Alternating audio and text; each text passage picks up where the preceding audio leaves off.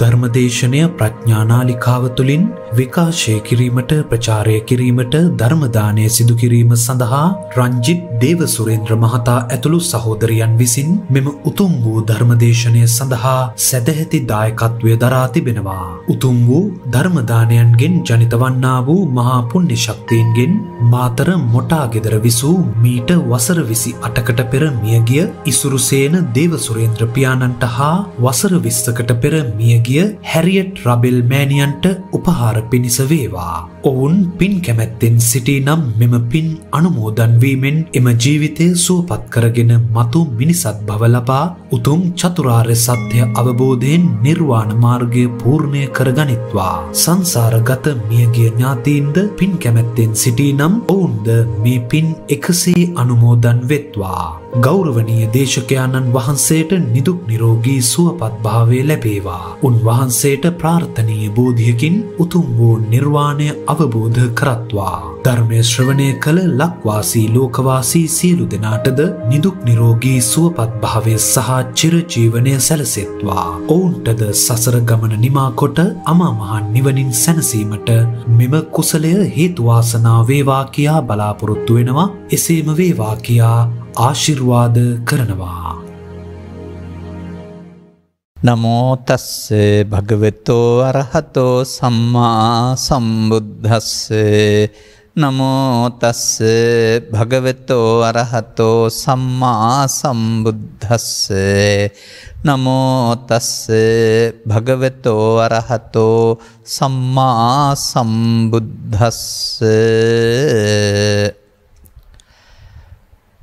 කම්මං සත්‍යේ විභජති යදිදං හීනප්පනිතත්ථායාති. ධර්මානුශාසනාව වෙනුවෙන් සදහැවර අනුග්‍රහක දායකත්වයේ දරුවා වූ පින්නතුන් ප්‍රමුඛ මේ වකවාණු තුළ වැඩියෙන් ධර්ම ශ්‍රවණයට ලැබි වී ධම්ම මඟ වටහා ගැනීමට වෙරදරන ධර්මකාමී සදහැවර පින්නතුනි. කර්ම මාර්ගය සහ ධර්ම මාර්ගය අපහට පැහැදිලි කර දී ගෘහ ජීවිතයේ ගෙවන අපහට ධර්ම මාර්ගයට අනුගත වීමෙන් පෘථග්ජන භූමියෙන් මිදී ආර්ය භූමිය කරා ළඟා විය හැකි ආකාරය පැහැදිලි කර දෙන මෙන් ගෞරවයෙන් ඉල්ලා සිටිමු. ඔබ විසින් ඉදිරිපත් කරන ලද මාතෘකාවට ගැළපෙන දහම් පාඨයක් ඉදිරිපත් කරමින් ඔබේ ඉල්ලීම ඉටු කරන්නට මේ සෝදානම් වෙන්නේ. ත්‍රිපිටකයේ පුරා විවිධ සූත්‍ර දේශනාවල කම්මං කියන පදේ තියෙනවා. ඒක සිංහලට කර්ම කියන වචනේ වශයෙන් භාවිතා වෙලා තිබෙනවා. සමාජගත වීමේදී බොහෝ විට මේක අසුභවාදීව එකතු වෙලා දෙනවා. අයහපත් කියන අර්ථය, අවඩක් දෙන අර්ථය කියන එක කර්ම කියන අර්ථයෙන් තමයි පාවිච්චි කරන්නේ. චේතනාව කර්මය කියලා කොච්චර කිව්වත් සුභ විපාක සුඛ විපාක සම්බන්ධයෙන් ඒවත් කර්ම විපාක කියන්න බොහෝ දෙනාට මතක් වෙන්නේ නැහැ. නමුත් මම මේ ගත්ත පාඩේ පෙන්වන අර්ථය මම දෙආකාරයකින් විග්‍රහ කරන්න කැමතියි. මොකද්ද මේ පෙන්වන්නේ?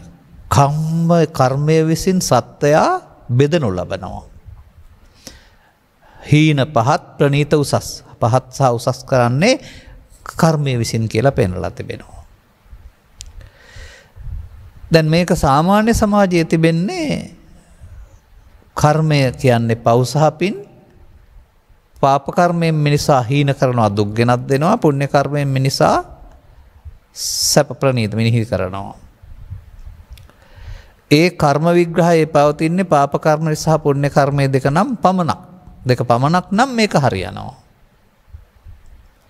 නමුත් අංගුත්තර නිකායේ සත්තක නිපාතයේ පෙන්වන කර්ම සූත්‍ර 7 තුල පවතිනා වූ කර්ම විග්‍රහය තුල එහෙම නැත්නම් තවත් සූත්‍ර ගණනාවක මැද පාඨ වශයෙන් සඳහන් වෙලා තිබෙනා වූ පාඨ තුල එහෙමත් නැත්නම් තවත් තැනක කම්මක්ඛයෝ දුක්ඛක්ඛයා කියලා තියෙන පාටත් එක්කලා ගත්තාම බුදු සමයේ කර්ම එකකට හෝ දෙකකට බෙදලා නැති බව අපේ ධර්ම දේශනාවල අපි මීට පෙර පැහැදිලි කරලා තිබෙනවා. එතකොට තමයි ඔබ මේ ඉදිරිපත් කරපු තැනට මට එන්න වෙන්නේ චත්තාරීමානි වික්කවේ කම්මානි. මහණෙනි මෙන්න මේ කර්ම જાති හතර සහෙහි අනාගතය. මායාසයෙන් අභිඥාය සත්‍තිකත්වා පවේදිතානි. මා විසින් මගේ විශේෂ ප්‍රත්‍යක්ෂ ඥාණයෙන් දැනගෙන තමයි ලෝකයාට ඉදිරිපත් කරලා තිබෙන්නේ මෙන්න මේවා මෙන්න මෙහෙමයි මෙන්න මේවා මෙන්න මෙහෙමයි කියලා. හේතුඵල වශයෙන්. දැන් මේ හතර ගත්තහම මේකේ අනුපාතය අර පව්පින් නම් එකට එක. නමුත් මේ හතර බෙදන්න ඕනේ කොහොමද? මේ හතරතර සත්වයාගේ හීන ප්‍රණීතවීමකුත් තියෙනවා. ඒ හීන ප්‍රණීතවීම තමයි එක්තරා විදිහකට මෙහෙම ගන්න තියෙන්නේ.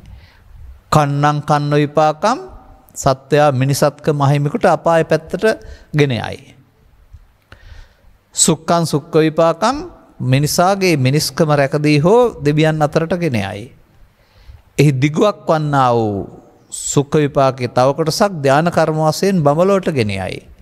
එහි තව කලවමක් වන්නා වූ කන සුඛ විපාකය මිනිසාට සැප දුක් දෙක ගෙනත් දෙයි. මේ තමයි හීන ප්‍රනීත. එක පැත්තකට පහළ තැන ඉහළ තැන දක්වා. නමුත් අති ප්‍රනීත තව එකක් තියෙනවා.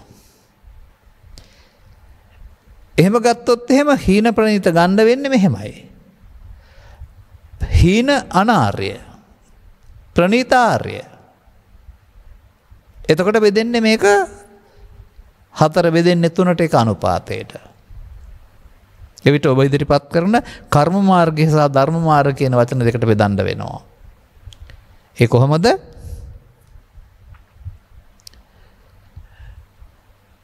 යමක් කර්ම වශයෙන් රැස් වේද ඒකට තියෙන විපාක. කර්ම විපාක කර්ම මාර්ගය. කන්නං කන්න විපාකං සුක්ඛං සුක්ඛ විපාකං කන්න සුක්ඛං කන්න සුක්ඛ විපාකං කර්ම මාර්ගයේ අතු තුනක් පැති තුනක්. මේකට සමගාමීව අනිත් කර්මයට කර්ම විපාකං කියන්නේ නැහැ.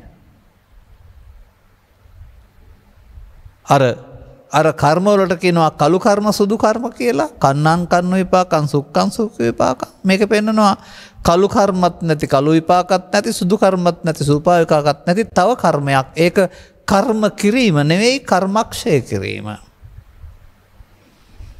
සමාජ ගත වෙලා නොතිබුණාට බහුතරයක අවබෝධය නොවුණාට මෙන්න මෙතන තමයි හරියට බෙදන්න පුළුවන්කමක් තිබෙන්නේ. කවුරු කොහොම ධර්මයේ සරණ යනවා ධර්මානුකූල ජීවත් වෙනවා කියලා කිව්වත් පෘථග්ජනයා ඉන්නේ කර්ම මාර්ගයේ නරක එකේ හෝ හොඳ එකේ. ඔවුන් කර්ම මාර්ගයේ වහල්ලු ඔවුන්ට ඉන් ගැලවෙන පාර තේරෙන්නේ නැති නිසා තමයි නරක එක හෝ හොඳ එක හෝ ඊට හොඳ එකක් තෝරගන්න වෙලා තිබුණේ. බුදුන් වහන්සේ පහළ වෙනකොට මේ මාර්ග තුනම තිබුණා. බුදුන් වහන්සේ මේ උගුලෙන් ගැලවෙන හොයාගත්ත එක තව අමතර එකතු කරපු එකක්. ඒක කර්ම මාර්ගය නෙමේ ධර්ම මාර්ගය. ඒක කර්ම රැස් කිරීමේ කර්ම නෙමේ කර්මක්ෂය කිරීමේ කර්මය.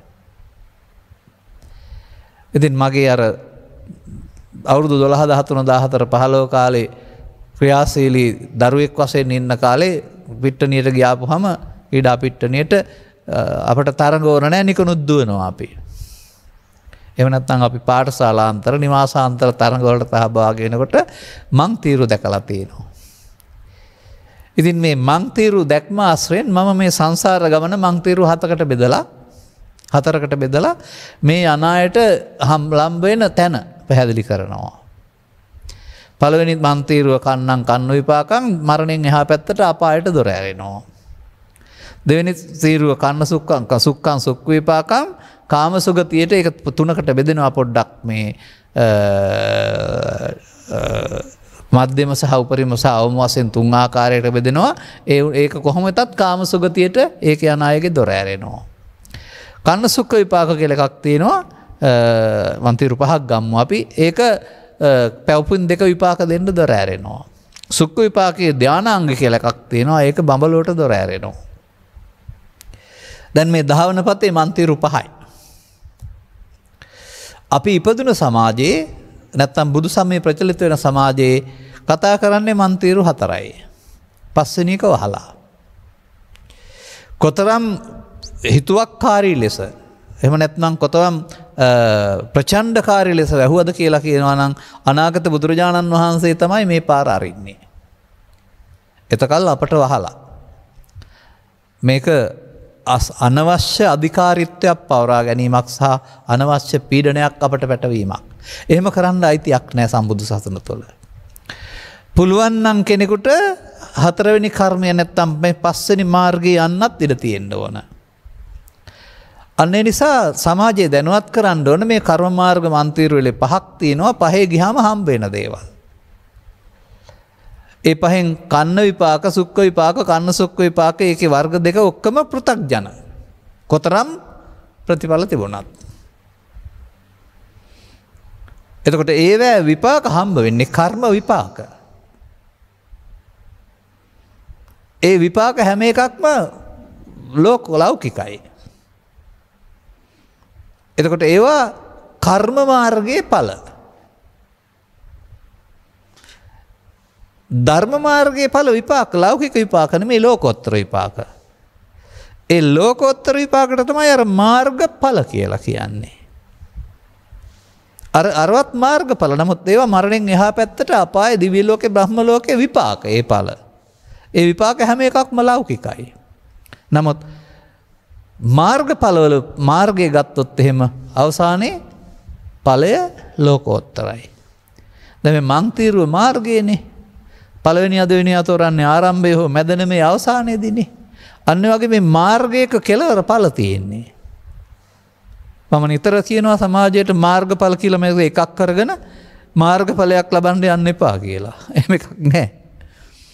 ඔබ කල්යාණ මිත්‍ර සේවනය ලබාගෙන සද්ධර්ම ශ්‍රවණය කරලා ඔය අපි මේ පෙර සූත්‍රවල පැහැදිලි කරපු අය වෙතට පැමිණ ඇසුරු කොට දහම් ධර්ම ශ්‍රවණය කොට තේරුම් ගැනීම තුළ ඔබේ ජීවිතය තුළ ගත හැකි මේ හතරවෙනි පස්වෙනි මං තීරුවට අවතීර්ණ වෙන්න හොයා වහන්ස උත්සාහ වෙන්න. ඒකේ තමයි මේ ඵල තියෙන්නේ, අනිත්ව නැහැ.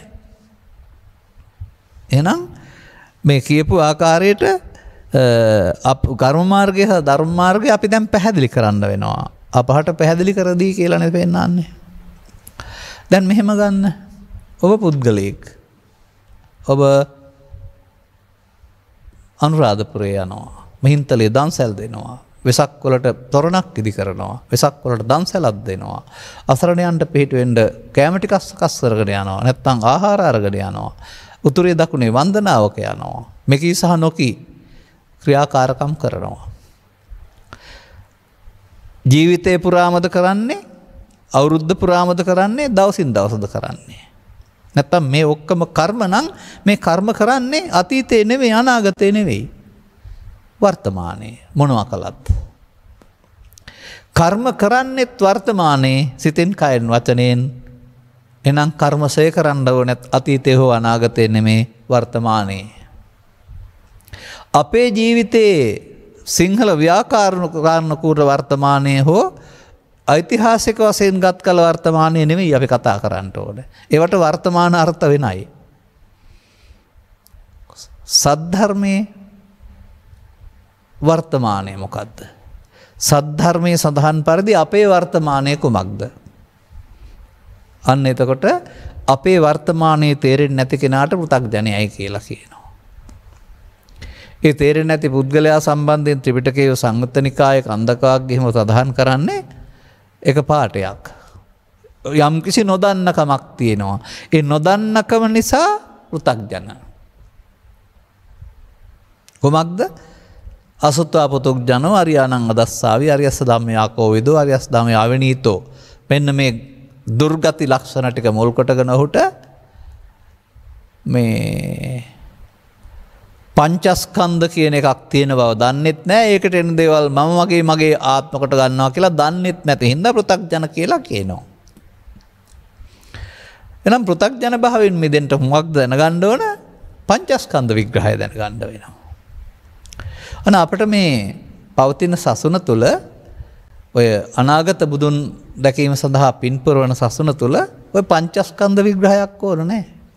පුද්ගලයෝ වශයෙන් ශික්ෂාපද සමාදානය හොඳ වෙලා පංචස්කන්ධ ඉතින් විභාගෙ ලියන්න වචන පහ පාඩම් තිබුණාම ඇති. එහෙමයි අපි හිතන් ඉන්නේ. නමුත් ඔබට මේ ධර්ම මාර්ගයට ප්‍රවිෂ්ඨ වෙන්න ඕනේ නම් මේ ධර්මයේ හමු වෙන මාර්ගයට ධර්ම මාර්ගය කියලා කියන්නේ. හරිද? අර දැන් ධාවනය කරපුවාම පළවෙනි දිනම දෙවෙනි දිනම තුන්වෙනි දිනම රන් පදක්කම රිදී පදක්කම ලෝකර පදක්කම හම්බ වෙන්නේ ධාවනය කරලා ඉවර වුණාමනේ. අන්න ඒ වගේ මේකේ මේ ඵලයක් හම්බ වෙනවා. ඒ ඵලය ලබන්න නම් ඒ මාර්ගය ගන්න ඕන. ඒ ගන්න ආකාරය ඔබට පෘථග්ජන භූමිය තුල සහ ලෞකික ශිල්ප ශාස්ත්‍ර තුල සහ වෙනත් ආගමක් තුල කවදාවත්ම හමු වෙන්නේ නැහැ, දේශනා වෙන්නේ නැහැ. මොකද මේ මංතිරුව පහකට බෙදූ ධර්මයක් වෙනුවට පවතින්නේ පව්පින් දෙකට බෙදූ ධර්මයක් සහ ඵලය ජීවිතෙන් එහා පැත්තේ ලැබෙන එකක් වශයෙන් තමයි බොහෝ ආගම් විවරණය කරන්නේ. අපේ බෞද්ධයොත් හිතන් ඉන්නවා ඵලය මරණයෙන් පස්සේ ලැබෙන දෙයක් කියලා. නමුත් ඒ විශාල වරදක්. දැන් කර්ම විපාක නම් මෙලෝ වශයෙන් ගත්තාම ඒකට ප්‍රවෘත්ති විපාක කියනවා. පරලෝ වශයෙන් ප්‍රතිසන්දි විපාක දෙන්න කල් යනවා. කර්ම විපාක. නමුත් ධර්මයේ ගැන කතා කරනකොට අකාලික කියන්නේ කල් නොවේවා විපාක දෙනවායි කියලා. නැත්නම් ඉහාත්ම වශයෙන්. ඉතින් මේකෙදි මම ලස්සන වචනයක් හදන්න කැමතියි. ඒ කියන්නේ වචනයක තියෙන දුර්වලකම හදලා පෙන්වන්න කැමතියි. කොහොමද? දෙව් පිණිස් සැප කෙලවර නිවන්. එතකොට කෙලවරේම තමයි නිවන් හම්බ වෙන්නේ. නැත්නම් සසර දුක් කෙලවර කොට ඇති නිවන්. නිවන් ලැබීමෙන් දුක් කෙලවර වෙනවා. නිවන් ලැබීමෙන් දෙව් මිනිස් සැප කෙලවර වෙනවා කියලා තේරෙන්නේ නැද්ද? එවනම් පාපයේ සැප පාපිනේ සැප දෙවියන් අතර සැප අත්හදා බලාගෙන ගිහින් මේවා සැප නෙවෙයි කියලා ඊට එහා පැත්තට යනවා කියලා දොයි කියන්නේ. නෑ. එහෙම නෙවෙයි වෙන්න ඕන. ඒවා සැප විඳලා පස්සේ නිවන් ලබනවා නෙවෙයි. නිවන් ප්‍රත්‍යක්ෂ වීම තුළ අර අපි සැප කියලා කතා කරපු ඒවා භවගාමී දුක් ඒවා කෙලවර වෙනවා. එහෙනම් අපට කර්ම මාර්ගයේ ඔබ තුළ සිදුවෙන හැටි තේරුම් ගන්න වෙනවා. ඒකනේ පැහැදිලි කරලා දෙන්න කියලා කියන්නේ. එතකොට ඔබ පිළිගන්නවා මේකට පැවිදි වෙන්න ඕනේ නැහැ. ගෘහස්ත ජීවිතේම පුළුවන්කමක් තිබෙනවා. මේ ආර්ය මාර්ගයට ආර්ය භාවයටපත් වෙන්නේ කොහොමද? ධර්ම මාර්ගයේ පූර්ණේ කරගන්නේ කොහොමද කියලා මේ ලබාගත් කාලේ පැහැදිලි කරන්න කියලා. එහෙනම් අර වෙසක් වලට දන්සල් පොසොන් වලට පෙරහැර වගේ ඒ මොහොතට කරන ක්‍රියාව ඔබ තුළ කොහොමද සිදු වෙන්නේ? මේ සියලුම ක්‍රියා කලාපයන් පස් දොරින්ම හැම වෙලේම සිදු වෙන්නේ නැහැ. එක දොරකින් තමයි යමක් සිදු වෙන්නේ. ඇසෙන්, කනෙන්, නාසයෙන්, දිවෙන්, කයෙන් හෝ සිතින් තමයි මේ බුදුන් වහන්සේ මේ ක්‍රියාකාරකම් ටික විස්තර කරලා තියෙන්නේ. මේ ක්‍රියාකාරකම් ටික කරනකොට එතන සිදුවෙන සිද්ධිය අපි දකින්න යනවා කනවා බනවා අම්මා තාත්තා මේ ස්වාමින් වහන්සේ කියන අර්ථයෙන් ගන්නෙ නෑ, වෙන අර්ථයකින් ගන්නවා. පව්පින් ධානාර්ථයෙන් ගන්නෙත් නෑ. ඒක බෙදන්නෙත් පස්සේ ගන්නේ පංචස්කන්ධ ධර්මතාවයක් තුළ සිදුවෙනා වූ ක්‍රියාවලියක්. සමස්ත ක්‍රියාකලාපයේම පංචස්කන්ධයක් තුළ ක්‍රියාවලියක්, පංචස්කන්ධ සමූහයක් තුළ ක්‍රියාවලියක්.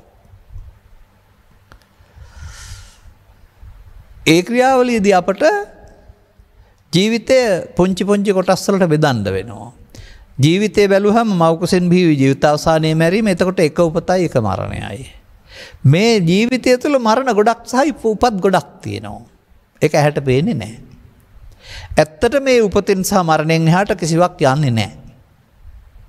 ඒ ස්කන්ධ පංචකේ ඉපදීම මැරීමෙන් එහාට කවුරුත් එතෙන්ට කවුරුත් ආවෙත් නැහැ, ඉන් එහාට කවුරුත් යන්නෙත් නැහැ. ඒක හේතුඵලයක්. හේතුඵලයේ වරද්දා ගැනීම අවිද්‍යා හේතු, අවිද්‍යා පත්‍ය සංඛාර, වැරදි හේතුවක ඵලයක්. එනිසා ඒ සසර පැවැත්ම ස්කන්ධ පංචෙන් පහෙන් පහට සම්බන්ධීකරණය නිකන් අර මට මතකයි ඔය දැන් ඔය ඇතුළතින් යා හැකි දුම්රිය පෙට්ටිය එන්න පෙර එකට එකක් වෙන් කරපු දුම්රිය පෙට්ටි තමයි තිබුණේ. ඒකට ඈඳලා තියෙන්නේ. දිගට තිබුණාට පෙට්ටියෙන් පෙට්ටියට යන්න බෑ, ඈඳලා තියෙන්නේ, වහලා තියෙන්නේ. අන්න ඒ වගේ මේවා එකට එකක් වෙනස් මේ ස්කන්ධ පංචකයන්. නමුත් ඒක ඔබ විසින් මේවා ඈඳනවා. ඒ ඈඳන දැන් අර ඈඳන්නත් පාවිච්චි කරන දංගලක් හරි මොනවා හරි කෑල්ලක්. ඒ වගේ අවිද්‍යාව පත්‍ය සංඛාරා දංගල තමයි ස්කන්ධ එහාට මෙහාට ඈඳන්නේ. එනිසා ඒ ඈඳීම තුළ මොකද වෙන්නේ? කෝච්චි පෙට්ටියකට හැදෙනවා වගේ මෑතදී මං ඉදිරිපත් කරපු දංවැල් පුරු එක එක එකතු කරලා දංවැලක් හදනවා වගේ සංසාර දාමයේ හැදෙනවා. දාමයේ හැදුනහම එක එකක් වගේ පේනවා. නම කොතරම් පෙවුනත් ඒක පුරුකනේ තියෙන්නේ. අන්න වගේ දංවැල් පුරුක තුළ වගේ පංචස්කන්ධේ නැමැති පුරුක තුළ පාප කර්මයේ සිද්ධ වෙන හැටි, පුණ්‍ය කර්මයේ සිද්ධ වෙන හැටි, දාන කර්මයේ සිද්ධ වෙන හැටි නැත්නම් කර්ම මාර්ගය දැක ගන්න.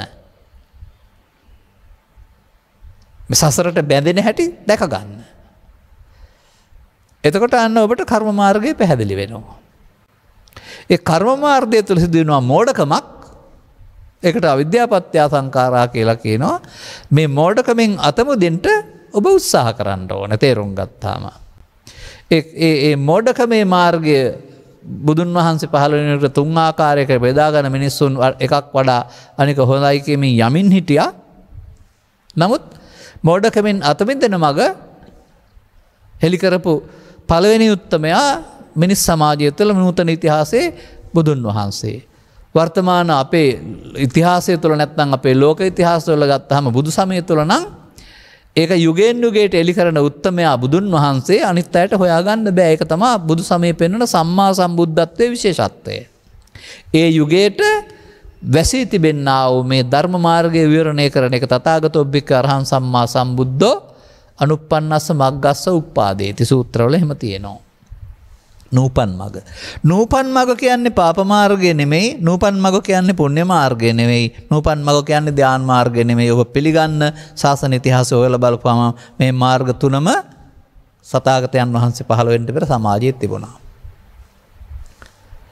ඒ මාර්ගවල ගොස් බලලා ප්‍රතිඵලය ලෞකික බව දැනගෙන උන්වහන්සේ හොයාගත්ත මාර්ගය හොයන්න ඕනනේ අපි.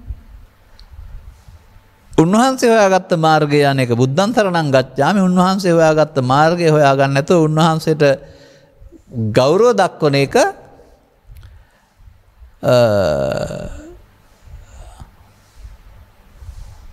බුද්ධං වන්දති. එහෙම නැත්නම් පුණ්‍ය කර්මං සරණං ගච්ඡාමි. බුදුන් වහන්සේෙන් පින්කම සිදු වෙලා පුණ්‍ය කර්ම විපාක හම්බ වෙනවා. ඉතින් මේකත් හොඳට හිතලා බලන්න ඕනේ. මේ බුද්ධං වන්දති සහ බුද්ධං සරණං ගච්ඡාමි අතර මේ බුද්ධං වන්දාමි සහ බුද්ධං සරණං ගච්ඡාමි පද දෙකේ අර්ථය තේරුම් ගන්න. ස්ත්‍රී පුරුෂ ගිහි පැවිදි ඕන කෙනෙකුට බුද්ධං වන්දාමි පුළුවන්. ඒක ආමිෂ පූජාවනේ. නමුත් අරුත් වශයෙන් ගැඹුරට ගත්තොත් එහෙම ආර්ය පුද්ගලයන් තමයි බුද්ධං සරණං ගච්ඡාමි වළංගු වෙන්නේ. නමුත් එබඳු අර්ථයක් ජනිත කරන්නේ වත්මන් සමාජයේ කටේක සුන්දරයන් ඉස්සලා ඔක්කොටම බුද්ධං සරණං ගච්ඡාමි කියනවා. දැන් බුදුන් සරණ ගිහින් කියලා හිතන් ඉන්නවා. ඊර්ෂ්‍යා ක්‍රෝධ වෛර කරලා පව්පින් කරලා මරණයෙන් පස්සේ අපාය ගියත් බුද්ධං සරණං ගච්ඡාමි කියලා හිතන් ඉන්නවා. එහෙම නෙමෙයි වර්තමාන සමාජයේ පවතින දුර්වලකම් මේ වදන් ඔස්සේ විවරණය කරන්න ඕන තේරෙන්න. දැන් පංචස්කන්ධය පංච උපාදානස්කන්ධය වීම කර්ම මාර්ගයයි. එතකොට පංචස්කන්ධේ පංච උපාදානස්කන්ධය වෙන්නේ කොහොමද? පංචස්කන්ධ උපාදානස්කන්ධ වීමෙන් සංයෝජනය වෙන්නේ කොහොමද? සසරට බැඳෙන්නේ කොහොමද? පංචස්කන්ධයෙන් සසරට බැඳෙන්නේ නැහැ.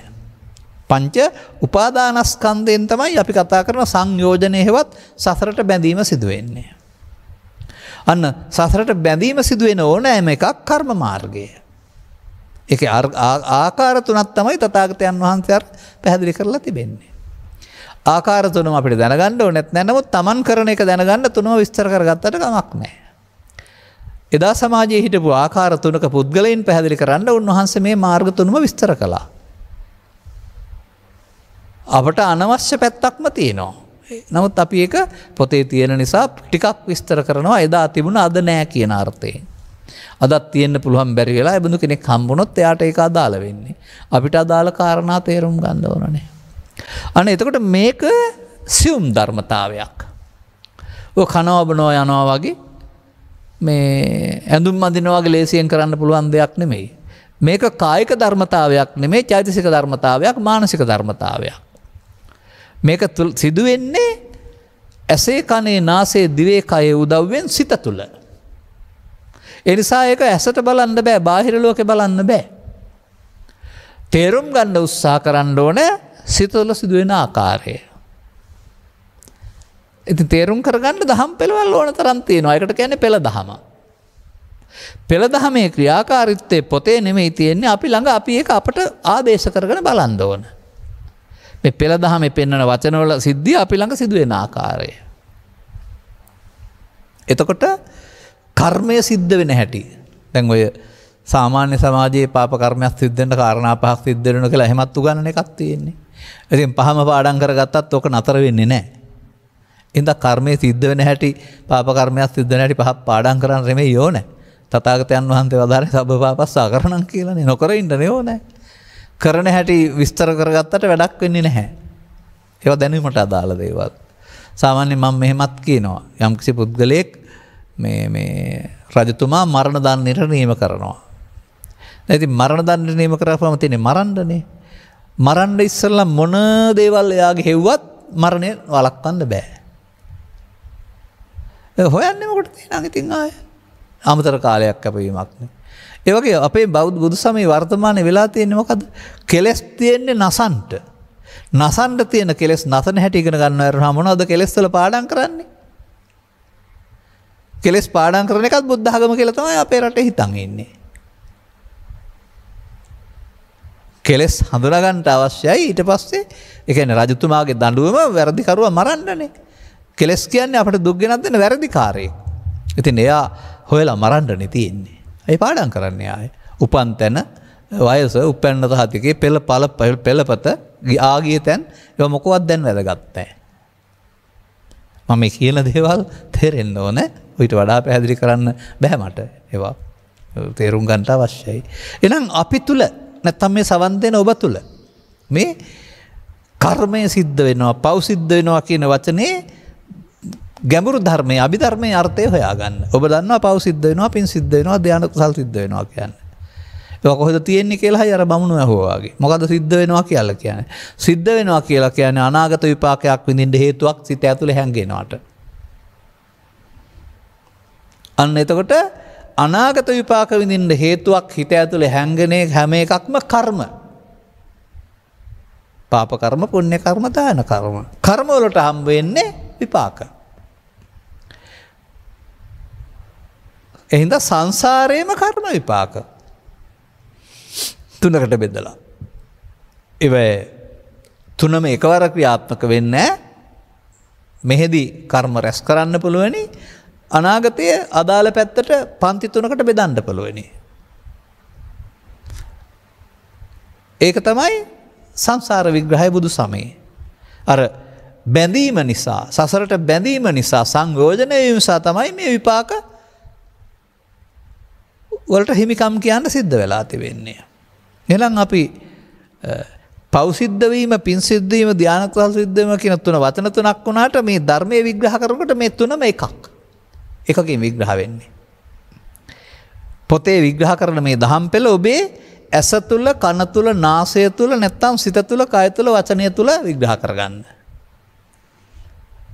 ඒක මගේ දේශනාවල මම නිරන්තරයෙන් පැහැදිලි කරන කාරණයක්. ඔබ මේක පැහැදිලි කරන්න කිව්ව නිසා මම දැන් තවත් වතාවක ඒක පැහැදිලි කරනු ලබනවා.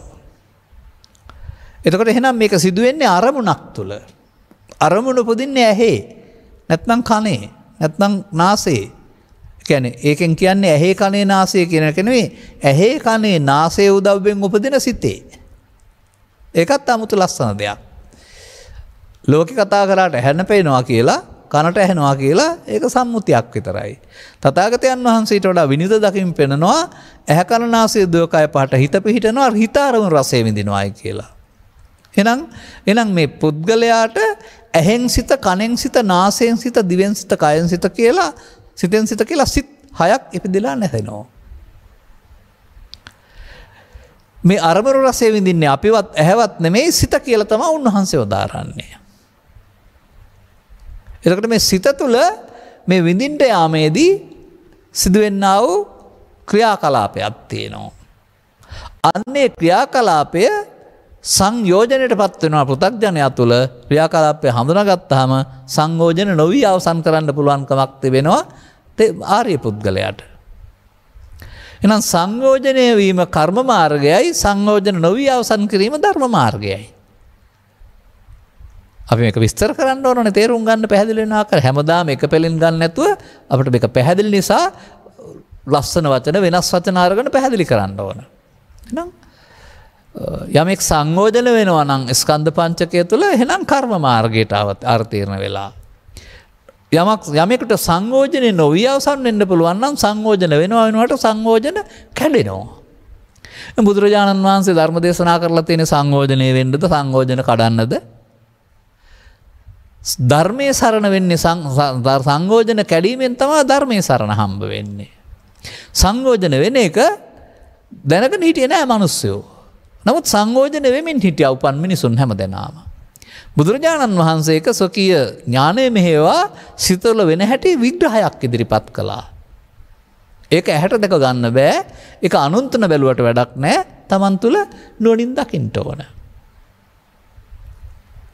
ඒක මේ ඒ නිසා මේක ටිකක් සියුම් දහමක්. සියුම් දහමක්.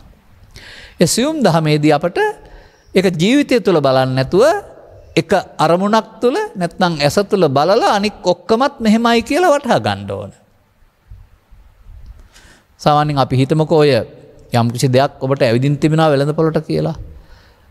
ඒවා පැක් කරලා නැත්නම් අහුරලා තියෙන කඩලා බලන්න දෙන්නේ නැහැ. නමුත් සාම්පලයක් එළියෙන් තියලා තියෙනවා. මේ සාම්පලේ වගේමයි අවංක නිෂ්පාදනයක අනිත් ඔක්කොම ඊට වඩා ව්‍යාජ නැහැ ඔක්කොම ඒවා. දැන් සාම්පල් පරීක්ෂා කිරීමෙන් ඔක්කොම පිළිබඳ තේරුම් ගන්න පුළුවන් නේ, වටහා ගන්න පුළුවනිනේ. ඔක්කොම කඩ කඩ බලන්න ඕන නෑනේ. එකකින් එකක් හඳුනා ගැනීමෙන් ඉතුරුවා මෙහෙමයි කියලා හිතා ගන්න පුළුවන්. ඒ නිසා පංචස්කන්ධේ නැමැති සාම්පල් පරීක්ෂාව තුළ, පංච උපාදානස්කන්ධේ නැමැති සාම්පල් පරීක්ෂාව තුළ ජීවිතේ පුරාම පාපේ පංච උපාදානස්කන්ධ, පිනේ පංච උපාදානස්කන්ධ, ධානයේ පංච උපාදානස්කන්ධ පිළිබඳව සාම්පල් පරීක්ෂණයක් සිදු වෙනවා. එකකින් ඒකක් තුළින් සියල්ල දැකීම කියන්නේ අන්න ඒකයි. එහෙනම් අපි සාම්පලයක් පරීක්ෂා කරලා බලමු දැන්. මේ සාම්පලය සියල්ල චෛතසික ඔබේ ඇස තුල හටගන්නේ, කන තුල හටගන්නේ, නාසය තුල හටගන්නේ අර පින් කිරීමේදී, පව් කිරීමේදී, ධාන කටයුතු කිරීමේදී හටගන්නේ. එතකොට ඒකට නන්තනකුත් දෙනවා අපුඤ්ඤාභි සංකාර හේවත් පව්, පුඤ්ඤාභි සංකාර හේවත් පින්, අනිජ්ජාභි සංකාර හේවත් ධාන. එකයි හටගන්නේ කෝකාරි. තුනේම අபிසංකාර කියන එක තියෙනවානේ. ඒ නිසා අර විපාක දෙන ආකාරයෙන් පාරවල් තුන වුණාට නමුත් තුනම අවිද්‍යාපච්චය සංකාරානේ. එහෙනම් ඒක ඔබ තුල ඉගෙන ගන්න වෙනවා මේ සාම්පලය. මේ සාම්පලයේදී තමයි අර රූප නැමැති අරමුණ දොරවල් හයෙන් පහළ වෙන විට, මනෝද්වාරයෙන් පහළ වෙන විට මනෝ රූපේ නැමැති අරමුණ, අනික් වයි නම් රූප ශබ්ද ගන්ධ රස අරමුණ. අරමුණ ඉතින් නිකන් නෙමෙයි පහළ වෙන්නේ අපිට. ලෝක ජීවත් වෙනකොට ඒක විඳ ගන්න. වේදනා. විඳගත්තා නම් උතර ඊට පස්සේ හඳුනන්නත් ඕන. රූපයක්ද, ශබ්දයක්ද, ගන්ධයක්ද, හරිද වැරදිද, සුවඳද ගඳද, එහෙම අගයක් එකතු කිරීම චෛතසිකයෙන් කරනවා සංඥා කියලා. මේ තුන් දෙනා වැඩ තුනක් කරනකොට ඊට අදාළ එකතු කිරීමක් එකතු කරනවා මෙතෙන්ට කැමැති හෝ අකමැති, ඇලෙන හෝ ගැටෙන සංඛාර. දැන් මේ හතර දෙනා කරම වැඩ ටික වෙන වෙනම තීරු හතරක් යටතේ කරලා තියෙන්නේ පස්වෙනි එකට එකතු කරනවා. විඥාන. විඥානයේ මේ පහේම වார்த்தාව තියෙනවා. මේක වාර්තාකරණයක්. අන්න බුදුරජාණන් වහන්සේ ස්ත්‍රී පුරුෂයා ගිහියා පැවිද්දා කියන ඕනෑම කෙනෙක් ඔහු කරන ඇසකරනාසය ක්‍රියාකලාපේ ක්‍රියාකලාප, එහෙම නැත්නම් පව් නැත්නම් පින් නැත්නම් ධාන සියල්ල පංචස්කන්ධේ නැමැති සාම්පලයට ගේනවා. ඒක සාම්පලයයි. මේ සාම්පලයේ විනිත දකිනකොට අපාය යන හැටි, දිව්‍ය ලෝක යන හැටි, බ්‍රහ්ම ලෝක යන හැටි, කර්ම රැස් කරන හැටි තේරෙනවා. නැත්තම් පමාද විහාරීත්වය තේරෙනවා. බලන්න. මේ ස්කන්ධ පංචකය තුල මොකද්ද වෙන්නේ? නැත්තම් මේ අරමුණ තුල මොකද්ද වෙන්නේ? මේ ස්කන්ධ පංචකයේ ස්වභාවයෙන් හටගෙන නැතෙනවා. අපි විසින් එකතු කරන අගේ අනුව මේක පංචස්කන්ධයක් බවට පත් වෙලා මේ යන්නේ නැහැ. පංච උපාදානස්කන්ධයක් බවට පත් වෙනවා. ඔන්න වැරද්ද. සංයෝජන වෙන වැරද්ද, සසරට බැඳෙන වැරද්ද, සසර දංගල හැදෙන වැරද්ද. මිනිසාට ඉපදී ජීවිතේ මේ ලබන්න තියෙන දේවල් හොඳින් විඳලා අතහරින්න දීලා තියෙන්නේ ස්වභාව ධර්මයේ විසින් හැමෝටම. නමුත් අර වෙනත් ආගම්වල වෙනත් දර්ශනවල පැහැදිලි කරනවානේ ඒ දුන්න වරප්‍රසාදය අවල් කරගත්තයි කියලා. නුඹලා ඕනෑම ගහකින් ගෙඩි කෑවට කමක් නැහැ තහනම් ගහේ ගෙඩි කන්න එපයි කියලා. ඉතින් කියන දේ අහන්න නැතුව තහනම් ගහේ ගෙඩි කන්න වුණ ගිසානේ මේ පාපයට බැඳුනායි කියලා පෙන්නන්නේ. ඉතින් මේ පෙන්නන්නෙත් අපි මේ තහනම් ගහේ ගෙඩි කන හැටිනේ. ඒ නිසා දුක් විඳින්න සිද්ධ වෙන ආකාරයනේ. සසර ඇවිදින්න සිදු වෙන ආකාරයනේ. ඒ නිසා අපි මේ ස්වභාව ධර්මයට අනුව ස්වභාව ධර්මයේ දායාදයට අනුව සුදුසු නැති වැඩක් කරනවා. ඒ සුදුසු නැති වැඩේ තථාගතයන් වහන්සේ උපාදාන කියන වචන යටතේ පෙන්වලා තිබෙනවා සංයෝජන වෙන හැටි. උපාදාන පැහැදිලි කරගන්න පොත කියවලා බෑ. සූත්‍රයක් කියවලා බෑ. සූත්‍රයේ තියෙන දහම් පෙළ අරමුණු තුළ සිදුවෙනකොට සිද්ධිය තේරුම් ගන්න ඕනේ. එතකොට Taman තුළ ඇස තුළ කන තුළ නාසය තුළ දිව තුළ පං අරමුණ තුළ තමයි මේ උපාදානය සිද්ධ වෙන්නේ. ඉතින් අරමුණක් තුළ බලන්න ඕනනේ. ඒකනේ සියුම් දහමක් කියලා කියන්නේ ඒක. එතකොට කොහොමද පෙන්වන්නේ? දැන් මම මේ පෙන්වන්නේ කොමක්ද? ඔබ ඉදිරිපත් කළපු කර්ම මාර්ගයේ ආකාර තුනම එක සාම්පලයකින් පෙන්වන්නේ. තේරුම් ගන්න ඕන. අපි මේ අනන්ත පැහැදිලි කරලා තිබෙනවා. නමුත් ඔබ වෙනුවෙන් අපි තේරුම් ගන්න වෙනවා. එතකොට මෙන්න මෙතන මේ ස්කන්ධ පංචකය හටගෙන නැසෙන අතරතුර හටගෙන නැසෙන්න පෙර මේකට විස එකතු කරනවා. අනවශ්‍ය අගයක් එකතු කරනවා. බන්ධනයක් එකතු කරනවා. මාර බන්ධනයක් බවට පත් වෙනවා. හෙවත් පංචස්කන්ධේ පංච උපාදානස්කන්ධේ බවට පත් වෙනවා. මේ වෙන ආකාරයේ ඊට පස්සේ පටිච්චසමුපාද න්‍යාය තුළ වෙන විදිහකින් පෙන්නනවා. ඒ 12ම ගන්නෙ නෑ. මම ගන්නෙ ඇහැ තුළ සිදුවෙන ක්‍රියාකලාපයේ සංයුත්ත නිකායේ කන්දක වර්ගයේ සලයතන වර්ගයේ පැහැදිලි කරලා තියෙන ආකාරය ගන්නෙ. ඔක්කොම අපිට මෙතෙන්ට අදාළ නෑ. එහෙනම් ඒක පළවෙනි ක්‍රියාකලාපයේ අරමුණක් ස්පර්ශ වීම. බාහිර දෙයක් ඇසට කනට නාසයට ආලෝකයේ උදව්වෙන් රූපයක්, ශබ්ද තරංග උදව්වෙන් ශබ්දයක්, ගන්ධ කලාප උදව්වෙන් ගන්ධයක් මේ ප්‍රසාදයට ස්පර්ශ වීම. ඇසේ ප්‍රසාදයට, කනේ ප්‍රසාදයට, නාසයේ ප්‍රසාදයට. ඇසේ ප්‍රසාදයට නම් රූප, කනේ ප්‍රසාදයට නම් ශබ්ද, නාසයේ ප්‍රසාදයට නම් ගන්ධ. ඒ තමයි ස්පර්ශ වෙන්නේ. ස්පර්ශ වුණාම අනිවාර්යයෙන්ම ඉතින් ඒක අපි විඳින්න ඕනේ. තහනමක් එහෙම නැහැ. සැප දුක් වේක සහ විඳින්න තහනමකුත් නැහැ. ඒ නිසා පස්සපච්චා වේදනා සාධාරණ දෙයක්. තහනම් ගහේ gediya බවට පත් වෙන්නේ වේදනා පච්චා තණ්හා. අගය එකතු කිරීම. පෞද්ගලික අගය එකතු කිරීම. එහෙම නැත්නම් ඒ වේදනාව හොඳයි හෝ නරකයි හෝ සැපයි හෝ දුකයි හෝ කැමැතියි හෝ අකමැතියි කියලා එකත් එක්කලා කසාදයක් ඇති කරගන්න එක. කසාදය කියන්නේ බන්ධනයනේ. බැඳීම. වේදනා පච්චා තණ්හා. දැන් ඉතින් රතු ඉර පැන්නා. තණ්හා පච්චා උපාදාන. ඔන්න සංයෝජනය වෙන්න අදාළ කාරණේ. ඒ උපාදාන තමයි සංයෝජන හදන්නේ. උපාදාන පච්චා භව ස්කන්ධ පංචකය නැසෙයි නමුත් උපාදානස්කන්ධ බවට පත් වෙලා නැසෙන්නේ කර්ම බීජයක් ඉතුරු කරලා. අන්න ඒ කර්ම බීජයක් ඉතුරු වීම තමයි පස්සපච්චා වේදනා, වේදනාපච්චා තණ්හා, තණ්හාපච්චා උපාදාන, උපාදානපච්චා භව. ඇහැ තුල, කන තුල, නාසය තුල, දිව තුල, කය තුල, සිත තුල. නැත්නම් පව තුල, පින තුල, ධානය තුල ඕන එකක් තුල පස්සපච්චා වේදනා, වේදනාපච්චා තණ්හා, තණ්හාපච්චා උපාදාන, උපාදානපච්චා භව. පමාද විහාරේ ප්‍රමාද වේ වාසය කරනවා. මේ පෙන්වන්නේ මොකක්ද? මේ පෙන්වන්නේ තථාගතතුරු ලෝට හෙළි කරවා දාලා උද්දිත ධම්ම පරයායේ පමාද ධම්ම පරයාය. ඔබ අත සිදුවෙන දුක හේතුව. ඉතින් මේක හරි එකක් නෙමෙයිනේ, වැරදක්නේ. මේ නිසාම අර සසරට බැඳීමෙන් සංයෝජන වෙන නිසා අනාගත ඵලයකට හේතු ඉතුරු කරන නිසා අනාගත ඵල සකස් කරමින් සංසාර දංගල සකස් කරමින් එහාට දංගල් පුරුක් නිර්මාණය කරමින් යන්න වෙනවා. යන්නෙක් නෑ යාමක් තියෙනවා. අපට යනවා පේනවා කෙනෙක් වශයෙන් නමුත් ආත්මයක් යන්නේ නෑ. යනවා කියලා හිතුවොත් හරි යන්නේ නෑ කියලා හිතුවොත් හරි දෙකම සාස්වත උච්ඡේදවාදය. ඒ නිසා තථාගතයන් වහන්සේ වදාරන්නේ හේතුපටිච්ච සම්භූතං හේතුඵල වශයෙන් දකින්න කියලා. හේතුපසයෙන් දකින්න පුළුවන් නම් පටිච්චන සම්භූතං බංගා නිරුද්ධතිනේ. ඒ බුදු සමය හේතුපටිච්ච සම්භූතං නෙමෙයි ඒක සසර. බුදු සමය හේතු බංගා නිරුද්ධති. බණ කියන්නේ ඒක. මේ මුලාවෙන් මිදෙන හැටි. එහෙනම් දැන් කල්පනා කරගන්න අපි මේ පැහැදිලි කරපු ආකාරය ඕනෑම කෙනෙක් තුළ අරමුණක් තුළ ඇස තුළ කන තුළ නාසය තුළ දිව තුළ කය තුළ සිත තුළ එහෙමත් නැත්නම් ඔබ කතා කරන ওই විවිධ ක්‍රියාකාරකම් සත්පුරුෂ ක්‍රියා අසත්පුරුෂ ක්‍රියා පාප ක්‍රියා පුණ්‍ය ක්‍රියා අධ්‍යාපන ක්‍රියා වර්ජන ක්‍රියා එහෙමත් නැත්නම් සැඟවීමේ ක්‍රියා ඔය ඕන එකක් ගන්න. දැන් මේ කාලේ තියෙන දේවල්නේ. විරෝධතා ව්‍යාපාර ක්‍රියා වර්ජන ක්‍රියා හාල් සැඟවීමේ ක්‍රියා සීනි සැඟවීමේ ක්‍රියා රෝගීන්ට උපස්ථාන කිරීමේ ක්‍රියා ආදී ක්‍රියා තියෙනවා. විවිධ ක්‍රියා. නමුත් ක්‍රියාකාර මිනිසුන්ගේ සිත තුළ සිදුවෙන්නේ පෘථග්ජනයින් නම් ඇලෙමින් ගැටෙමින් මුලාවෙමින් ලාභය බලාපොරොත්තුවෙන් කෛරාටික කාමයෙන් බොරු කරමින් රිදවමින් අන්න ඒ හැඟීම් තුළ තමයි අර තණ්හා උපාදාන බව තියෙන්නේ.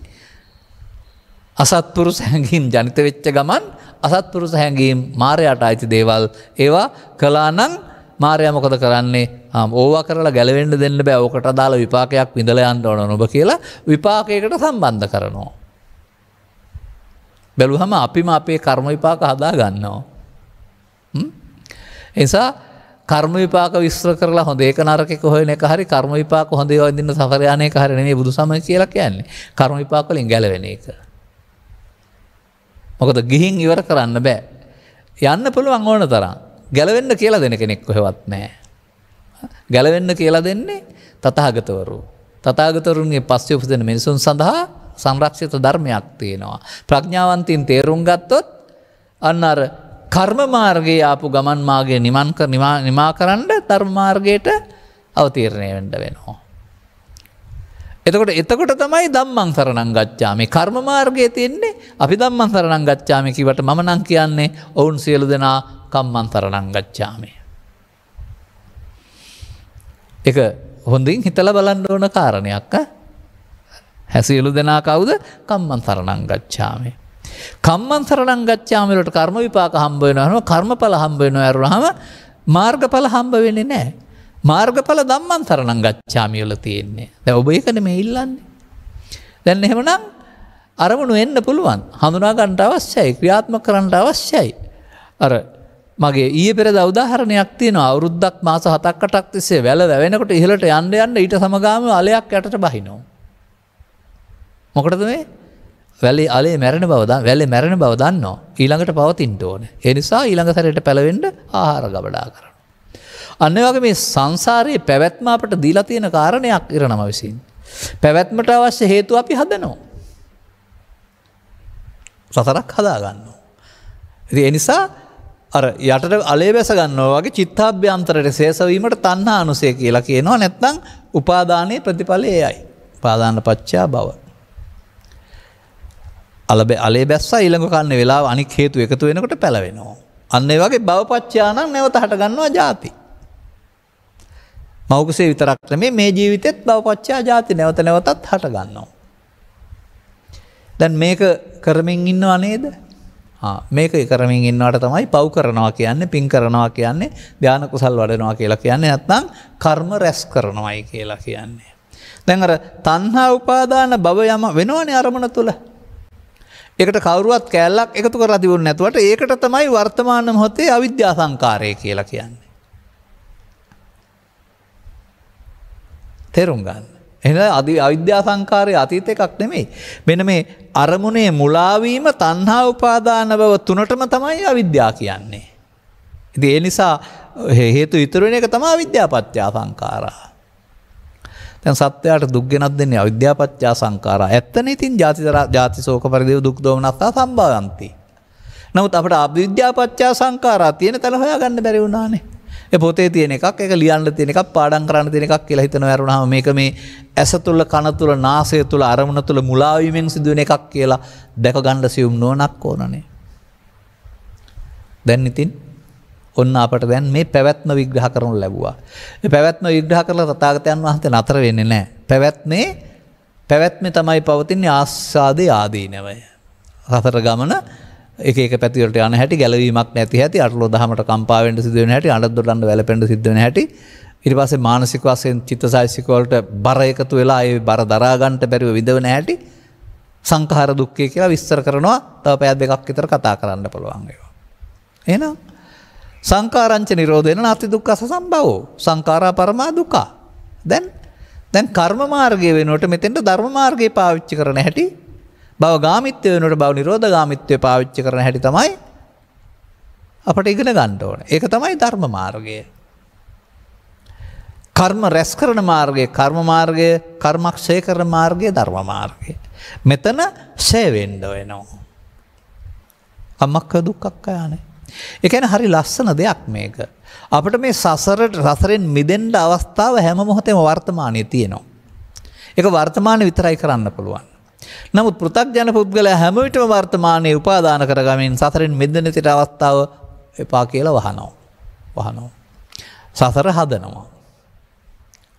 හොඳට තේරුම් ගන්න, සසර හදන්නත් තියෙන වර්තමාන මොහොතේ ප්‍රඥාවන්තයාට සිහිය පාවිච්චි කරලා සසර නිම කරන්න පුළුවනි.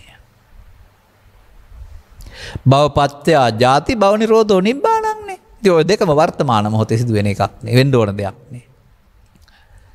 අන්න එහෙම අපිට මේ අපේ ක්‍රියාකලාපේ වර්තමාන මොහොතට ගත හැකි, සියුම් තුඩකට ගත හැකි, සියුම්ම දර්ශනය කරන්න ඕන තැනකට එන්න වෙනවා. ඉතින් මේ කාරණාව පොතපත කියවලා ප්‍රඥාවන්තයෙකුට කලක් තිස්සේ හොයා ගන්න පුළුවන්. නැත්නම් මේ දේවල් තේරුම් ගත්ත අයගේ ධර්මදේශනා ගණනාවක් ශ්‍රවණය කිරීම තුළ ඒ ඔබේ පළමුව ඇසීම තුළින් ලබා ගන්නා වූ ඥානයේ බවට, පළමුව තමන්ගේ විතර්ක විචාරණය තුළින් තමන්ගේ ඥානයේ බවට පත් කරගත්ත හැකියි. අනතුරු අනුගමනීය ප්‍රතිපදාවකට යන්න පුළුවනි. මේ වචන තුන ලස්සනට ත්‍රිපිටකයේ පවතිනවා.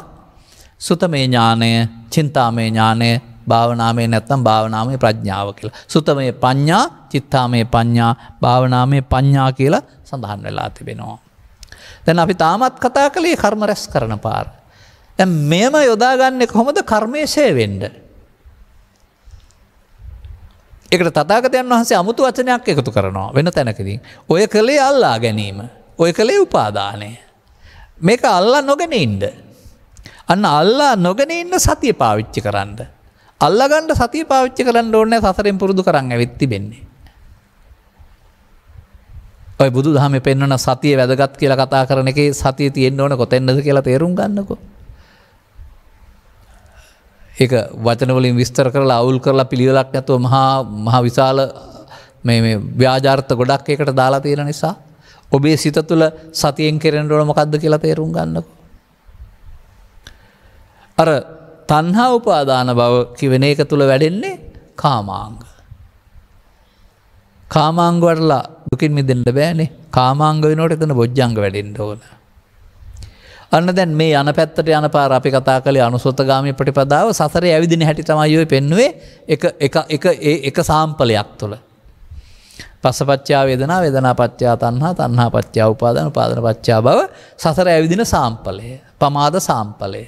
ඊළඟ ස්කන්ධ පංචකෙත් එක, ඊළඟ එකෙත් එක, ඇසෙන් කනෙන් නාසයෙන් දිවෙන් කයෙන් කෝකේ පුදුනත් ඒක, පව තුලත් ඒක, පින තුලත් ඒක, ධානය තුලත් ඒක, පෘථග්ජනයාට උපාදානය තුල. ඉතින් ලස්සන වචනයක් නේ සෝපාදානස්ස කෝහං හං වච්ච උත්පත්තිම් පඤ්ඤාපේමි. පෞද පින්ද ධානද කියලා නෑ. උපාදාන සහිත නම් උත්පත්ති නැවත උත්පත්ති හම්බ වෙනවා. ඒ හින්දා අනුපාදානස්ස උපාදාන රහිත නම් ඒක වෙන්නේ නැහැ. එහෙනම් අන්න වර්තමාන ස්කන්ධ පංචකේ උපාදානයෙන් මිදෙන මධ්‍යස්ථානයේ බවට පත් කරගත්තාම ඒක භාවනා මධ්‍යස්ථානය. ඒකේ තියෙන්නේ කර්මයේ සරණ නෙමෙයි. ඒකේ ධර්මයට යන පාර. ධර්මයේ සරණ. ධර්ම මාර්ගය. ධර්ම මාර්ගයේ ගියාම ධර්මයේ සරණ හම්බ වෙනවා. එහෙනම් ඒ ක්‍රියාකලාපේ ඊට පස්සේ ආයෙත් අර ඇස තුල, කන තුල, නාසය තුල, දිව තුල, කය තුල නැත්නම් සිත තුළ නැත්තම් රූපය තුල, ශබ්දය තුල, ගන්ධය තුල, ස්පර්ශය තුල. නැත්තම් පව තුල, පින තුල, ධානය තුල. සාම්පලය. සාම්පල ඔක්කොම එකක් අන්තිමට. ලේසි එහෙම කියන්න ගත්තාම. දැන් මේ වැරැද්ද මේ මොහොතේ නොකර ඉන්න ඔබට වීරියක් තියෙන්න ඕනේ. මතක තියාගන්න. මේ වැරැද්ද සිදුවෙන ආකාරය පිළිබඳව විචක්ෂණයක්, විවරණයක්, විමසා බැලීමක් තියෙන්න ඕන. ඒ සඳහා මේ මොහොතට අවධානයක් තියෙන්න ඕන. මේ ටිකට කියනවා සති ධම්ම විචය විරය. මේ ඔක්කොම චෛසික. කුසල චෛසික නෙවුවා. මේ කාරණාව තේරුම් ගන්නට අවශ්‍ය තැනට එන්න. දැන් අපි ඒක පැහැදිලි කරපු ආකාරය කොහොමද? දැන් මේ කියපු මොහොතමයි මේ ආයෙත් පැහැදිලි කරන්නේ, පස්සේ වෙන එකක් නෙමෙයි. දැන් ඔය පැහැදිලි කළේ පන්දුව විකට්ටුවේ වැදී දැවී ගිය හැටි. පන්දුව පිත්තේ වැදී උඩ පන්දුවක් දීපු හැටි. පන්දුව කකුලේ වැදී විකට්ටුව මුවා කිරීමේ වරදට දැවී ගිය හැකි. ඔය පෙන්නුවේ. එහෙම නැත්නම් හරියට මුහුණ දුන්නේ නැහැ පමාද විහාරී. ලකුණු නැහැ.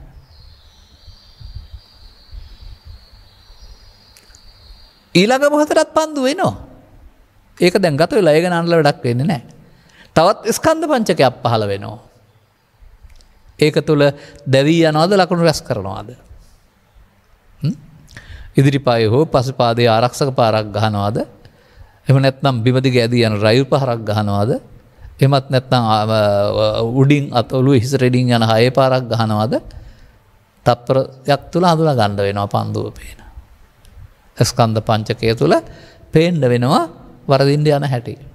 අන්න දැන් මේ පෙන්නුවේ පමාද විහාරිත්වය, මේ මොහොත අපමාද විහාරී. අපමාදව අමත බදන්නේ. හරි නේද? සියුම් තැනකට එන්න වෙනවා. දැන් ඒක තථාගතයන් වහන්සේ වදාරනවා පෙර වගේම තින්නම් සංගති පස්සෝ පස්සපච්චා වේදනා.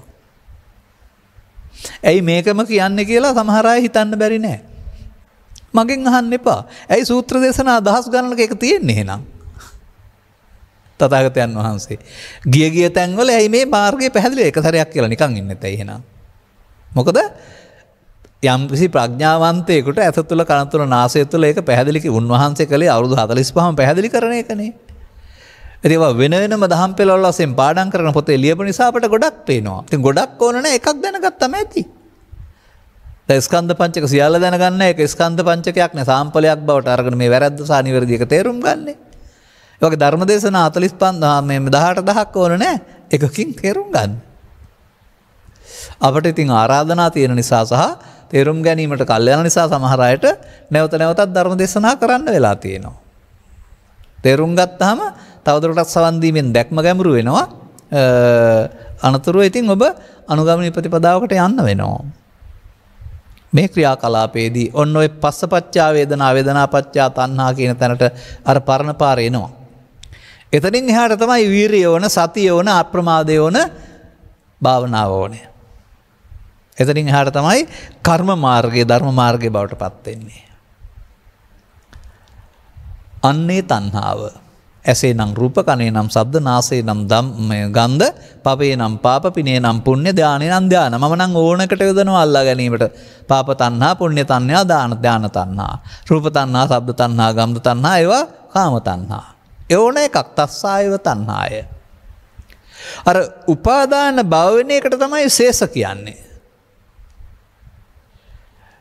උපාදාන වුණොත් වෙන්නේ මම කොට ගත්තොත් නේ. නමුත් තණ්හා කලේ ඒ තණ්හාව ශේෂ වෙන්න දුන්නේ නැත්නම්, මමත්වෙන් ගත්තේ නැත්නම්, එතකොට අශේෂ. අශේෂ වුණාම එතන රාග නැහැ, නන්දි නැහැ, විරාග. විරාග වුණොත් එහෙම උපාදාන භව වෙන්නේ නැහැ. ඒකට කියනවා නිරෝධ. දැන් උපාදාන නොවි අවසන් වෙනවා. දැන් එතකොට අර උපාදාන භව උපාදාන වී අවසන් වෙන එක සංයෝජනය, කර්ම මාර්ගය. උපාදාන නොවි අවසන් කරන එක තණ්හා නැහැ, උපාදාන භව නැහැ. තස්සායව තණ්හාය අශේෂ විරාග නිරෝධෝ. අවශේෂ වන්නට නොදී එහි පවතිනා වූ ඡන්දය ඔබට අවසන් කරන්න පුළුවන් නම් තණ්හා නිරෝධයෙන් උපාදාන නිරෝධය, උපාදාන නිරෝධයෙන් භව නිරෝධය. මෙන්න ධර්ම මාර්ගය. මේ මාර්ගය ගත්තාම තණ්හා උපාදාන අවිද්‍යා සංඛාරා කර්ම විපාක තණ්හා නැහැ උපාදාන නැහැ භව නැහැ භව නිරෝධෝ නිබ්බාණං අන්න ධර්ම මාර්ගයේ මාර්ගයේ නිබ්බාණං ඵලය ධර්ම මාර්ගයේ. දැන් ධර්ම මාර්ගය ආරම්භ කරන්න ආරබත යෙදෙන්න නික්කමත ඊට පස්සේ ධර්ම මාර්ගය පූර්ණේ කරන්න තියෙනවා. දැන් එතකොට මේ ආපහු යන්නේ කවුද? ආර්ය පුද්ගලයෝ. කර්ම ශය කරන මාර්ගය යන්නේ ආර්ය පුද්ගලයෝ, අනිත් අය කර්ම රැස් කරන අය. ඇඳුමඳ මාරුනේ අර මාර්ගය යන අය අනුසෝතගාමීන්, ඔත උපතින් සහ පැවැත්මෙන් පුතග්ජනය අනුසෝතගාමී හැමෝම. අන්න කල්යාණ මිත්‍ර සේවනය තුළ පටිසෝතගාමීත්වය ඉගෙන ගන්න වෙනවා. ඉගෙන ගන්න තමන්ට මේක කරන්න පුළුවන් බව තේරුම් අරගෙන ඊට පස්සේ ස්වකීය යහපත් කටයුතු සියල්ල කරමින් ඒ මොහොතේ අනිත් අයට නොපැනෙන්නට මේ චිත්තාභ්‍යන්තරයෙන් එන්නා වූ අතීතය අයින් කරන්න උපන්න කුසල් දුරු කිරීම කියලා කියනවා. ඒක ස්වභාවයෙන් වෙයි. ඔබ කරන්න ඕන සසර කඩන එක. අනාගත හේතු නොතබා අවසන් කරනකොට සසර කැඩෙනවා.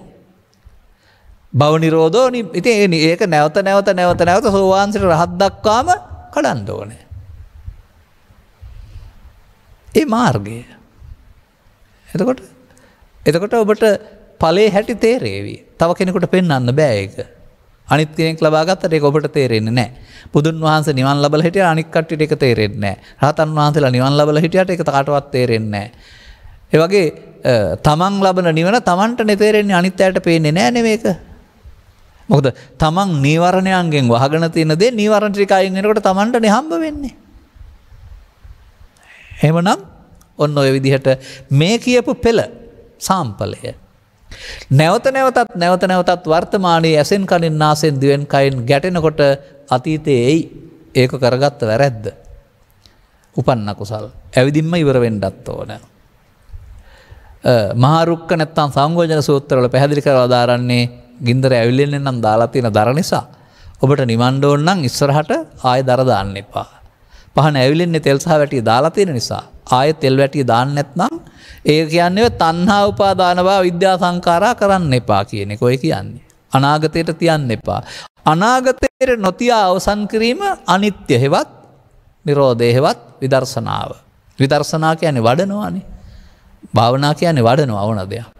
එතකොට කර්මස්ථාන වඩන්න පුළුවනි, ලෝභ දේශ මොහ වඩන්න පුළුවනි. නමුත් බුදුදහමේ පෙන්වන්නේ විදර්ශනා වඩන්නනේ. අන්න මේක නැවත කරනකොට තමයි මේ වඩනවා කියලා කියන්නේ. දැන් ඔබට පැහැදිලිද කර්ම මාර්ගය සහ ධර්ම මාර්ගය? දැන් පේනවද කර්ම රැස් කිරීමේ කර්මය තුල සත්‍යය සතර හදන හැටි කොතරම් හොඳ වෙන්න ගත්තත්. දැන් මේ වැඩේ පාලනය කරන්න පුළුවන් මොන ශික්ෂාපදයට කියලා කියන්නකො මට. මේ ස්කන්ධ පංචකේ පාලනය කරනවා ශික්ෂාපදයක් තියෙනවද? ඒ නිසා අපි සම්මත වශයෙන් පුද්ගලයෝ ශික්ෂාපද සංවරයත් තුළ හිටිමු. ගෙදර නම් 5, පොයට නම් 8, පොඩි හාමුදුරු නම් සාමණේර සීලය, ලොකු හාමුදුරු උපසම්පදා සීලය. ඒක මේ පෙනෙන මට්ටමින් සංගමය ආරක්ෂා කරන්න තියෙන ප්‍රතිපදාවක්. ඒකට පහර ගහලා හරියන්නේ නැහැ.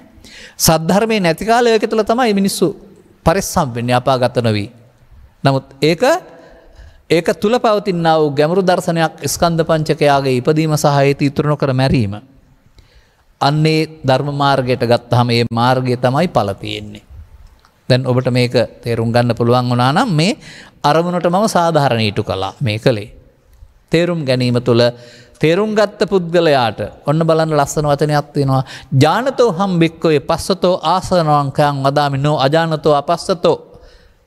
මහණනි මම දන්නා කෙනාට දක්න කෙනාට මේ ආසවන්ගේ ශය කිරීම කර කියමි. කාටද? නුවණින් මෙනෙහි කිරීම දක්නා කෙනාට ඔන්න ඕක තමයි නුවණින් මෙනෙහි කිරීම. නුවණින් මෙනෙහි කිරීම නෙවෙයි. මෙතෙන්ට ඔබේ නුවණ මෙහෙවා ගන්න තේරුම් අරගෙන අනුගමන ප්‍රතිපදාවට එන්න ඔබට ඉහාත්ම වශයෙන් මේ ජීවිතයේදීම පරමාර්ථ බුදුන් හමු වෙනවා. පිළිමේ බුදුන් හෝ ශාරීරික බුදුන් නෙවෙයි, ඊට එහාගේ පරමාර්ථ තත්ත්වයේ ඉන්නවා. බුදුරජාණන් වහන්සේට තියෙනවානේ මිනිස්සු හදපු ගඩොල් වලින් හදපු රූපකායක් තියෙනවා. මව්පියන් හදලා දීපු ශරීර කායක් තියෙනවා. තව තියෙනවා ධම්මකාය කියලා එකක්. ධම්මකාය කතාව කාති. ඒ ධම්මකාය විනාශ කරන්න බෑ, හමු වෙනවා. ධම්මැස පාදා ගැනීමෙන් අනුගමනීය ප්‍රතිපදාවක් තුළ ගෞතම සසුන නගා සිටවන්ට අදාළ ක්‍රියාකලාපය තුළින් ඔබට හැකි වේවායි කියන ප්‍රාර්ථනය කරමින් අපි ධර්මානුශාසනාව මෙසේ අවසන් කරනු ලබනවා. දායකත්වය මෙම උතුම් ධර්මදේශනය සඳහා සැදැහැති දායකත්වය දරනු ලබන්නේ රංජිත් දේවසුරේන්ද්‍ර මහතා ඇතුළු සහෝදරයන් විසිනි. අරමුණ මෙම උතුම් ධර්මදානයෙන් ජනිතවන්නා වූ කුසලයේ මාතර මොටා ගෙදර විසූ මීට වසර 28කට පෙර මියගිය ඉසුරුසේන දේවසුරේන්ද්‍ර පියාණන්ට හා වසර 20කට පෙර මියගිය හැරියට් රබෙල් මෑණියන්ට උපහාරයක් පිණිස වේවා. අනිත් ඈත් හොඳට අහගන්න මොකද්ද මේ කීවේ කියලා. ඔවුන් පින් කැමැත්තෙන් සිටී නම් මෙම පින් අනුමෝදන් වීමෙන් එම ජීවිතය සුවපත් කරගෙන මතු මිනිසත් බවක් ලබා උතුම් චතුස්සත්‍ය අවබෝධයෙන් නිර්වාණ මාර්ගය පූර්ණ කරගනිත්වා. ඔබ මා කියන බණ අහලා පිළි අරන් තියෙනවා. සංසාරගත මියගිය ඥාතීන්ද පින් කැමැත්තෙන් සිටී නම් ඔවුන්ද පින් අනුමෝදන් 100 අනුමෝදන් වූ ඒ ජීවිත සුවපත් කරගනිත්වා. ගෞරවනීය දේශකයන් වහන්සේට නිදුක් නිරෝගී සුවපත් භාවය ලැබේවා. උන්වහන්සේ ප්‍රාර්ථනීය බෝධියකින් උතුම් නිර්වාණ අවබෝධ කරත්වා. ධර්මයේ ශ්‍රවණය කළ ලක්වාසී ලෝකවාසී සියලු දෙනාට නිදුක් නිරෝගී සුවපත් භාවයේ චිරජීවනයේ සැලසේවා. වුන්ට සතර ගමන නිමා කොට අමා මහ නිවන්ෙන් සැනසීමට මෙම අවබෝධය සමග මෙම ගෞතම සාසනයේ ඉගැන්වීම හේතු ආසනාව වේවායි කියලත් ඔබ ප්‍රාර්ථනා කරන්න මාත් ප්‍රාර්ථනා කරනවා. එබැවින් ඔබගේ මේ සඳහන් ජීවත් වෙන අයගේ පැතුම්, පරලෝකීය අයගේ පැතුම් සහ අනුග්‍රහක බෞතුන් වශයෙන් ඔබ හැම දෙනාගේම පැතුම් සඵල වේවා කියන සුභාශිංසනය කරනවා. සබ්බහිතෝ වජ්ජන්තු සබ්බ රෝගෝ විනස්සතු මාතේ බවත් අන්තරායෝ සුඛී දීඝායුකෝ භව. හැම දෙනාටම තෙරුවන් සරණයි. මෝහක්ඛයෝ නිබ්බානං